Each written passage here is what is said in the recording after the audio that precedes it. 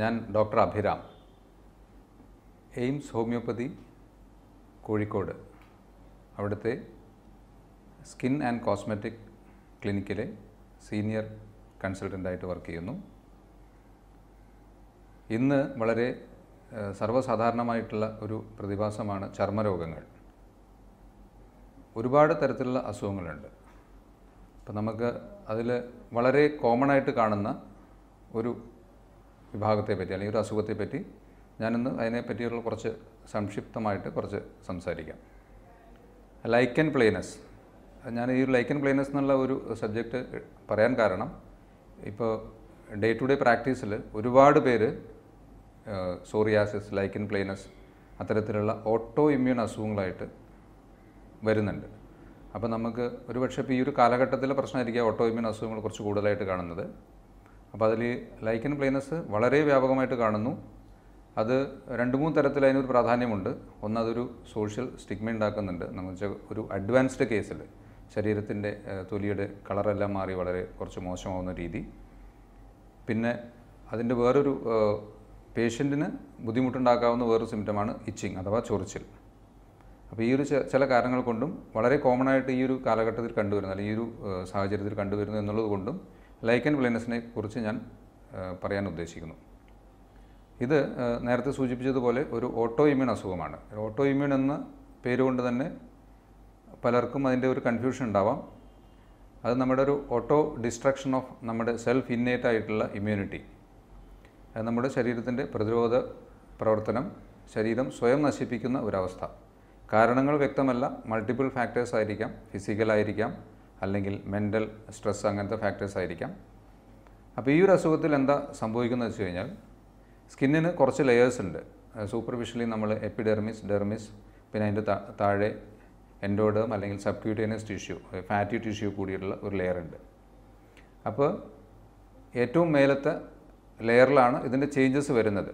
Process തുടങ്ങുന്നത് അടിയിൽ നിന്നാണെങ്കിലും ചേഞ്ചസ് വരുന്നത് ഏറ്റവും മേലെ നമുക്ക് കാണാവുന്ന ഒരു ലെയർ എപ്പിഡെർമിസ് എന്ന് പറഞ്ഞ ഒരു ലെയറാണ്. അപ്പോൾ അതിൻ്റെ താഴെയുള്ള ഏറ്റവും താഴെയുള്ള ഒരു ലെയറിലെ കോശങ്ങൾ ശരീരം അറിയാതെ തന്നെ ഞാൻ നേരത്തെ സൂചിപ്പിച്ചതുപോലെ നശിപ്പിക്കുന്നൊരവസ്ഥ. അപ്പോൾ ഓട്ടോമാറ്റിക്കലി കുറച്ചൊരു കോശങ്ങൾ നശിക്കുമ്പോൾ ശരീരം അതിനോടനുബന്ധിച്ച് കുറച്ച് ഇമ്മ്യൂൺ റിയാക്ഷൻ റെസ്പോൺസസ് കാണിക്കും. അപ്പോൾ ഇതൊരു വിഷ്യസ് സൈക്കിളായിട്ട് അപ്പോൾ വീണ്ടും ഈ ഒരു കാരണം കൊണ്ട് തന്നെ വീണ്ടും കുറച്ച് കോശങ്ങൾ നശിപ്പിക്കപ്പെടുന്നു. അങ്ങനെ over A period of time സ്കിന്നിൻ്റെ താഴത്തെ ലെയറിൽ മുതൽ ഫ്രഷ് കോശങ്ങൾ വരുന്ന ലെയർ മുതൽ കോശങ്ങൾ നശിപ്പിക്കപ്പെട്ട് പിന്നെ മേലോട്ട് വരുന്ന കോശങ്ങൾ ഒരു നശിച്ച അവസ്ഥയിലാണ് എത്തുന്നത്. അതുകൊണ്ട് തന്നെ കുറച്ച് കാലങ്ങൾ കൊണ്ട് സ്കിന്നിൻ്റെ കളറ് മാറും.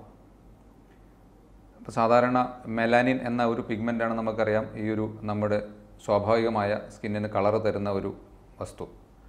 അപ്പോൾ അതിനും കൂടി നാശം സംഭവിക്കുന്നു.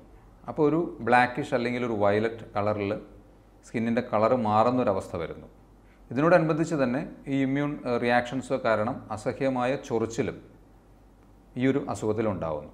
ഇനി അതിൻ്റെ സാധാരണയായി കണ്ടുവരുന്ന ഭാഗങ്ങൾ എന്ന് പറഞ്ഞു കഴിഞ്ഞാൽ ഒരു മോർ ഓഫ് പ്രെഡിലിക്ഷൻ, അല്ലെങ്കിൽ ചില അസുഖങ്ങൾ ചില ഭാഗങ്ങളിൽ കൂടുതലായിട്ട് കണ്ടുവരാനുള്ള ടെൻഡൻസി കാണിക്കുമല്ലോ. അതുപോലെ ലൈക്കൻ പ്ലേനസ് കൂടുതലായി കണ്ടുവരുന്നത് നമ്മുടെ ആന്തരിക ചർമ്മത്തിലും ബാഹ്യ ചർമ്മം അഥവാ മ്യൂക്കസ് മെമ്പറൈൻ എന്ന് പറഞ്ഞ സ്ഥലത്തുമാണ്. അപ്പോൾ തൊലിപ്പുറമേ വരുന്ന ലൈക്കൻ പ്ലേനസിന് നമ്മൾ ക്യൂട്ടേനിയസ് ലൈക്കൻ പ്ലേനസ് എന്നും, കൂടുതലായി വായ്ക്കകത്ത് കണ്ടുവരുന്നതിനെ ഓറൽ ലൈക്കൻ പ്ലേനസ് എന്നും പറയുന്നു. ഇതിൽ ഡിഫറൻഷ്യേറ്റ് ചെയ്യാനുള്ള ഒരു മെയിൻ ഫീച്ചർ, വായ്ക്കകത്ത് വരുന്ന അല്ലെങ്കിൽ ഓറൽ ലൈക്കൻ പ്ലേനസിൽ നമുക്കിങ്ങനെ ഒരു നെറ്റ്വർക്ക് പോലെ, ഒരു വല പോലെ കുറച്ച് ഏരിയാസിൽ അതിൻ്റെ ഒരു സിഗ്സാഗ് ആയിട്ടുള്ള കുറച്ച് ലീഷൻസ് കാണാം, അല്ലെങ്കിൽ അതിൻ്റെ ലക്ഷണങ്ങൾ കാണാം. അതിനെ വിക്കാംസ് ട്രയെ എന്നാണ് പറയുന്നത്. അപ്പോൾ ഓറൽ ലൈക്കൻ പ്ലേനസിന് നമുക്ക് ഈ ഒരു ചെറിയൊരു ഫീച്ചർ കൊണ്ട് തന്നെ നമുക്ക് പെട്ടെന്ന് തിരിച്ചറിയാൻ സാധിക്കും. തൊലിപ്പുറമുള്ള ലൈക്കൻ പ്ലേനസ് കൂടുതലായിട്ടും കയ്യിൻ്റെ ഈ എൽബോ ഭാഗം, റിസ്റ്റ് ഭാഗം, എൽബോ ഈ ഭാഗത്തൊക്കെയാണ് കൂടുതലായിട്ട്, കാലിൻ്റെ ആംഗിൾ ജോയിൻറ്റിൻ്റെ ഭാഗത്ത് ഇവിടെയൊക്കെയാണ് കൂടുതലായിട്ട് തുടങ്ങുന്നത്.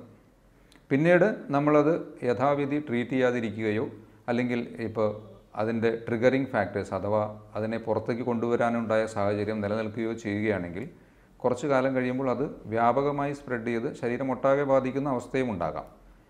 അന്നേരം കുറച്ച് കാലം കഴിയുമ്പോൾ അത് കട്ടിയാവുന്നൊരവസ്ഥ, അതെല്ലാം അതിൽ വരാം. പിന്നെ അസഹ്യമായ ചൊറിച്ചിൽ, ദേഹമാസകലം ചൊറിയുന്നൊരവസ്ഥ, അതൊക്കെ അങ്ങനത്തെ ഒരുപാട് പേഷ്യൻസിനെ ഡേ ടു ഡേ പ്രാക്ടീസിൽ കാണാൻ ഇടയായിട്ടുണ്ട്. അപ്പോൾ അതിൻ്റെ ഒരു ഏരിയ ഓഫ് അഫെക്ഷൻ ഞാൻ കൂടുതലായിട്ട് പറഞ്ഞത്, ഒന്ന് വായ്ക്കകത്തും, രണ്ട് ആന്തരിക ബാഹ്യ ചർമ്മത്തിലുമാണ്. പിന്നെ ഇതിൻ്റെ ലക്ഷണങ്ങളെ നമുക്ക് സിമ്പിളായിട്ട് പറയുകയാണെങ്കിൽ കുറച്ച് പി എന്ന് പറഞ്ഞ ആ ഒരു ലെറ്റർ വെച്ചിട്ട് ഡിസ്ക്രൈബ് ചെയ്യാൻ പറ്റും.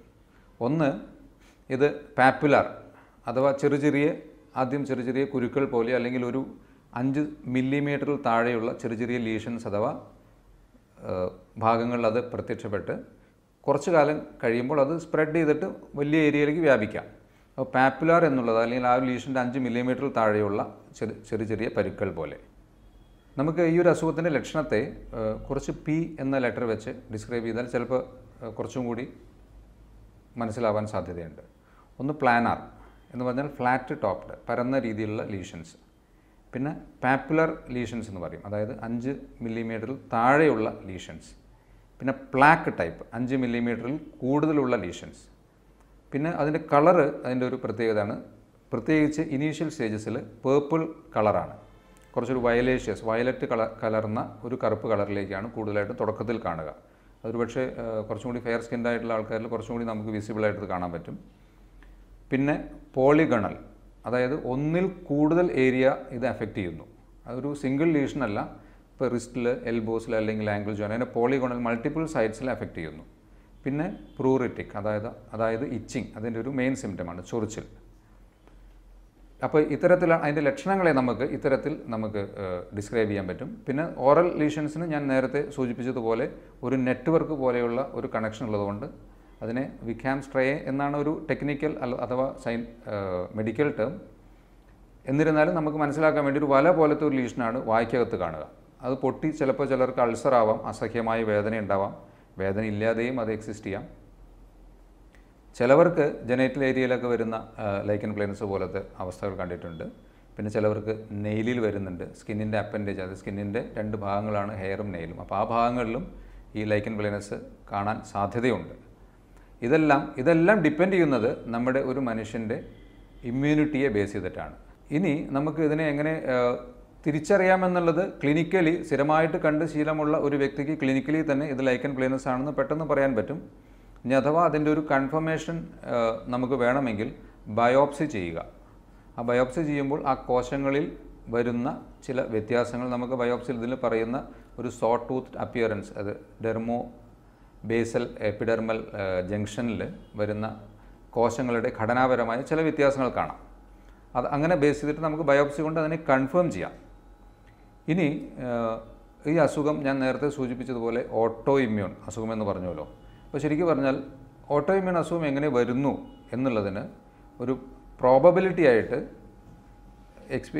സെൽഫ് എക്സ്പീരിയൻസ് ബേസ് ചെയ്തിട്ടും നമ്മൾ പലരെയും ഇവാലുവേറ്റ് ചെയ്യുന്നതിലും പിന്നെ സയൻസ് പറയുന്ന പല രീതികളിലും വെച്ച് നമുക്ക് പറയാമെങ്കിൽ either mental or physical stress, നമുക്ക് മാനസികമോ ശാരീരികമോ ആയ സ്ട്രെസ് കൊണ്ടായിരിക്കാം ഇത്തരത്തിലുള്ള ഓട്ടോ ഇമ്യൂൺ അസുഖങ്ങൾ വരുന്നത്. അത് ഞാൻ നേരത്തെ സൂചിപ്പിച്ച് നമുക്ക് കൃത്യമായിട്ടുള്ള ഡെഫിനിഷൻ അതിന് പറയാൻ പറ്റില്ല എന്തുകൊണ്ട് എന്നുള്ളത്.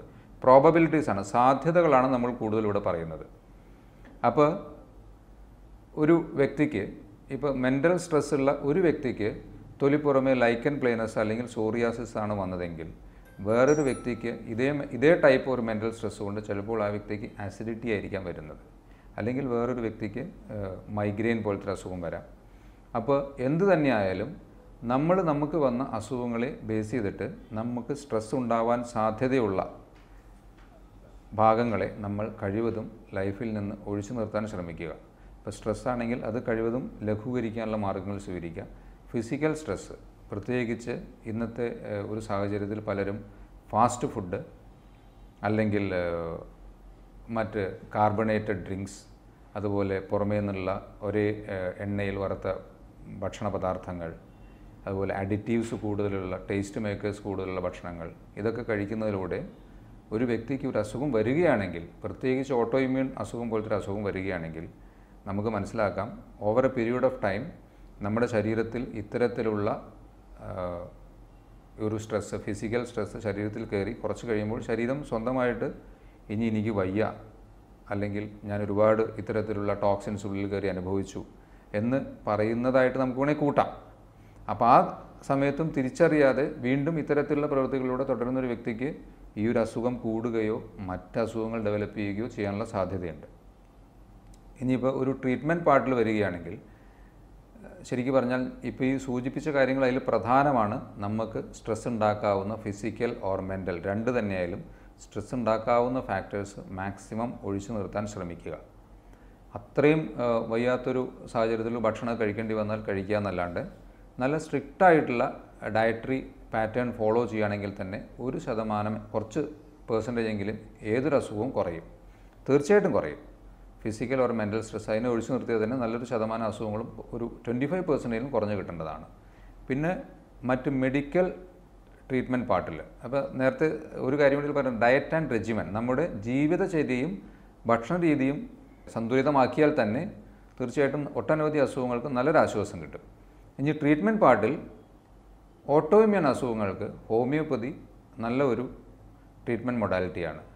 എന്തുകൊണ്ടെന്നാൽ ഹോമിയോപ്പതിയിൽ അങ്ങനെ ഒരു അസുഖത്തെ എന്ന ഒരു കൺസെപ്റ്റിൽ മാത്രമല്ല ട്രീറ്റ് ചെയ്യുന്നത്, രോഗിയുടെ മാനസിക, ശാരീരിക, വൈകാരിക തലങ്ങൾ പലതും കൺസിഡർ ചെയ്തിട്ടാണ്. അപ്പോൾ നമുക്ക് മൈൻഡ് വളരെ പ്രധാനപ്പെട്ട ഒരു ഭാഗമാണ്. ഒരുപക്ഷെ കുറേ വർഷങ്ങൾക്ക് മുന്നേ ഹോമിയോപ്പതിയിൽ മൈൻഡിൻ്റെ സ്ട്രെസ്സ് കൊണ്ട് ഒരുപാട് അസുഖങ്ങൾ വരാമെന്ന് പറഞ്ഞിരുന്നത് അന്ന് കണക്കാക്കാതിരുന്ന പലതും ഇപ്പോൾ ഇൻക്ലൂഡിങ് നമ്മുടെ വയറ് റിലേറ്റഡ് ആയിട്ടുള്ള പ്രശ്നങ്ങൾ, സ്കിൻ, ഇപ്പോൾ ലൈക്കൻ പ്ലേനസിൻ്റെ ഒരു പല കോസേറ്റീവ് ഫാക്ടേഴ്സിൽ ഒന്നായിട്ട് പറയുന്നത് മെൻ്റൽ സ്ട്രെസ്സ് തന്നെയാണ്. സ്ട്രെസ്സ് കണ്ടിന്യൂസ് ആയിട്ട് അനുഭവിക്കുന്ന ഒരു വ്യക്തിക്ക് ലൈക്കൻ പ്ലേനസ് വരാനുള്ള ഒരു സാധ്യതയുണ്ട്. അപ്പോൾ അതുകൊണ്ട് കുറേ വർഷങ്ങൾക്ക് മുന്നേ ഇങ്ങനെ ഹോമിയോപ്പതിയുടെ നമുക്ക് പഠിക്കുമ്പോൾ നമ്മുടെ ചില സബ്ജക്ട്സിൽ കൃത്യമായിട്ട് പറയുന്നുണ്ട് സൈക്കോസൊമാറ്റിക് അസുഖങ്ങൾ, സൊമാറ്റോ സൈക്കിക്. ഞാൻ പറയുന്നത് ഇപ്പോൾ എല്ലാവരും ആ രീതിയിൽ തന്നെയാണ് പറയുന്നത്. എന്നിരുന്നാലും വളരെ മുന്നേ തന്നെ അങ്ങനെ ഒരു കൺസെപ്റ്റ് ഉണ്ടായിരുന്നത് ഇന്നിപ്പോൾ തെളിയിക്കപ്പെട്ടിരിക്കുകയാണ് അങ്ങനെ ഉണ്ട് എന്നുള്ളത്. അതുകൊണ്ട് അത്തരത്തിൽ മൈൻഡും ഫിസിക്കും പിന്നെ മറ്റ് ജനറലായിട്ടുള്ള ആ വ്യക്തിയെ സ്വാധീനിക്കുന്ന മറ്റ് ഫാക്ടേഴ്സ്, ജെനറ്റിക് ട്രേറ്റ്സ്, നമ്മുടെ ജീൻ റിലേറ്റഡ് ആയിട്ടുള്ള ഇത്തരത്തിലുള്ള ഫാമിലി ഹിസ്റ്ററിയുള്ള ആൾക്കാർ, ഇതെല്ലാം കണക്കാക്കിയിട്ടുള്ള ഒരു പ്രിസ്ക്രിപ്ഷൻ മോഡാണ് ഹോമിയോപ്പതി എന്ന വൈദ്യശാസ്ത്രം സ്വീകരിച്ചിരിക്കുന്നത്. അതുകൊണ്ട് തന്നെ അടിസ്ഥാനപരമായി ഉദ്ദേശിക്കുന്നത് ഒരു ഇമ്മ്യൂണിറ്റിയെ ഒന്ന് വർദ്ധിപ്പിക്കുക എന്നുള്ളൊരു കൺസെപ്റ്റ് ഹോമിയോപ്പതിക്കുണ്ട്. ഒരു സെക്ടറൽ ലെവലിൽ ഇപ്പോൾ ഒരു ചൊറിച്ചിലുണ്ടെങ്കിൽ അതിന് കണക്കാക്കിയിട്ട് ചില ലോ പൊട്ടൻസി മോഡിൽ കൊടുക്കാറുണ്ടെങ്കിലും ഒരു കോൺസ്റ്റിറ്റ്യൂഷണൽ മെഡിസിൻ എന്ന രീതിയിൽ ഹോമിയോപ്പതിയിൽ പലപ്പോഴും മാനസിക, ശാരീരിക പ്രശ്നങ്ങളെ മൊത്തമായി അവലോകനം ചെയ്തിട്ടാണ് കൊടുക്കുന്നത്. അപ്പോൾ അതിന് നമുക്കൊരു ഡീറ്റെയിൽഡ് കേസ് ടേക്കിംഗ് ഉണ്ട്, ആ രീതിയിലാണ്. അപ്പോൾ അതുകൊണ്ട് തന്നെ സ്വന്തം അനുഭവത്തിലും എനിക്ക് ഫീൽ ചെയ്തിട്ടുള്ളത് ഇത്തരത്തിലുള്ള ഓട്ടോ ഇമ്മ്യൂൺ അസുഖങ്ങൾ എല്ലാത്തിലുമല്ല, എന്നിരുന്നാലും പ്രത്യേകിച്ച് ചർമ്മരോഗങ്ങളിൽ ഹോമിയോപ്പതിക്ക് വളരെ നല്ല വ്യത്യാസം കൊടുക്കാൻ കഴിഞ്ഞിട്ടുണ്ട്. അത് ഏത് സ്റ്റേജിലായാലും. പിന്നെ ക്രോണിസിറ്റി അഥവാ ഒരു അസുഖത്തിൻ്റെ കാലയളവ്, ഒരു വ്യക്തിയിൽ ഒരുപാട് കാലമായിട്ട് നിലനിൽക്കുന്നൊരു അസുഖം പെട്ടെന്ന് മാറണമെന്ന് പറയുമ്പോൾ പലപ്പോഴും സാധ്യമാവില്ല. എന്നിരുന്നാലും ക്ഷമയോടുകൂടി ഈ ഡോക്ടർ നിർദ്ദേശിക്കുന്ന മാർഗങ്ങളും പിന്നെ മെഡിസിനും കുറച്ച് കാലം കഴിക്കുകയാണെങ്കിൽ തീർച്ചയായിട്ടും നല്ല വ്യത്യാസം വരുത്താൻ പറ്റും. അതുകൊണ്ട് ഈ ലൈക്കൻ പ്ലേനസ് പോലെയുള്ള ഒരു അസുഖത്തിന് ഹോമിയോപ്പതി നല്ലൊരു ട്രീറ്റ്മെൻറ്റ് മൊഡാലിറ്റി തീർച്ചയായിട്ടുമാണ്. അപ്പോൾ ഇത്രയുമാണ് ലൈക്കൻ പ്ലേനസ് എന്ന ഒരു അസുഖത്തെക്കുറിച്ചിട്ടുള്ള ഒരു സംക്ഷിപ്തമായ ഒരു വ്യാഖ്യാനം. അത് ഡീറ്റെയിൽഡ് അല്ല, കാരണം വെച്ചാൽ കോശങ്ങളെ പറ്റിയും ഓരോ ലെയറിൽ വരുന്ന ചേഞ്ചസിനെ പറ്റിയൊക്കെ പറയുമ്പോൾ ഒരു സാധാരണ ആൾക്ക് മനസ്സിലാവുന്ന രീതിയിലാണ് ഞാൻ കുറച്ച് അതിൻ്റെ പ്രധാനപ്പെട്ട ഭാഗങ്ങളെ മാത്രം എടുത്തു പറഞ്ഞത്. അതിൻ്റെ ലക്ഷണങ്ങളെയും അതിൻ്റെ ട്രീറ്റ്മെൻറ്റ് മൊഡാലിറ്റിയെയും അത് എങ്ങനെ നമുക്ക് മനസ്സിലാക്കാമെന്നുള്ളതിനെയും അതെങ്ങനെ ഒരു വ്യക്തിക്ക് ഇത്തരത്തിലുള്ള അസുഖം ബാധിക്കുന്നു എന്നുള്ള കാര്യങ്ങളെ പറ്റിയൊക്കെ കുറച്ച് പ്രധാനപ്പെട്ട കാര്യങ്ങൾ എടുത്തു പറയാൻ കാരണം. എന്തായാലും ഇത്തരത്തിൽ ഓട്ടോ ഇമ്മ്യൂൺ അസുഖങ്ങൾ ഏതുമായിക്കൊള്ളട്ടെ, പ്രത്യേകിച്ച് ചർമ്മരോഗങ്ങളിൽ ഞാനിപ്പോൾ സൂചിപ്പിച്ച ലൈക്കൻ പ്ലേനസ് പോലത്തെ അസുഖമായിക്കൊള്ളട്ടെ, നല്ല ഒരു ഹോമിയോ ഡോക്ടറെ, ഒരു ക്വാളിഫൈഡ് ഹോമിയോ ഡോക്ടറെ നിങ്ങളുടെ അടുത്തുള്ളത് എവിടെ ഇരുന്നാലും പോയി കാണിച്ച് ഡീറ്റെയിലായിട്ട് കേസ് ടേക്കിംഗ് നടത്തി ട്രീറ്റ്മെൻറ്റ് എടുക്കുകയാണെങ്കിൽ എൻ്റെ വിശ്വാസം അതിൽ നല്ല വ്യത്യാസം വരും എന്ന് തന്നെയാണ്. അപ്പോൾ ആ രീതിയിൽ ഇത്തരത്തിലുള്ള അസുഖങ്ങളുള്ള വ്യക്തികൾ ആ രീതിയിൽ നല്ലൊരു ഡോക്ടറെ സമീപിക്കുക. അപ്പോൾ എന്തായാലും ഇനി ഇത്തരത്തിലുള്ള ഒരു പൊതുവെ ഹെൽപ്ഫുള്ളായിട്ടുള്ള ഒരു സബ്ജക്റ്റുമായി വീണ്ടും കാണാം. Thank you.